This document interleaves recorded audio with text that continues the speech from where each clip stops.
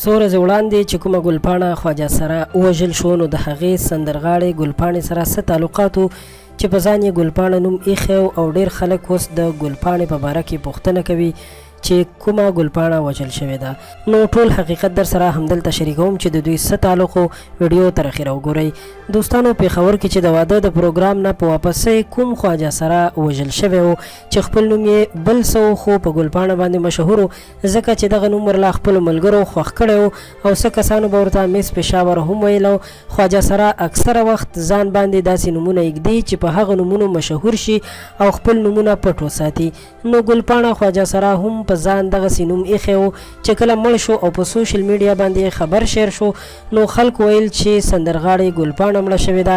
ډېرو خلکو بغیر د تصدیق نه خبرونه هم جوړ کړل چې د خواجه سره ګلپاڼې نه سندرغاړې ګلپاڼه جوړه کړه او د دروغو خبرونه جوړ کړل. خو دوستانو، دا سندرغاړې نه بلکې خواجه سره ګلپاڼه و.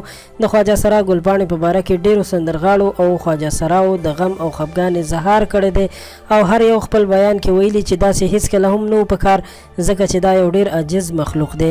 ځکه چې که هغه هر څه نو خپل عمل دی. اگر که ډانس کول ګناه ده خو دومره لویه ګناه هم نه ده چې څوک دې پرې انسان وژني. داسې ډېر واقعیت په پښتونخوا کې پېښ شوي دي چې بې ګناه خلک وژل شوي خو تر اوسه پورې قاتل هم نه دی معلوم شوی او هر یو آزاد ګرځي.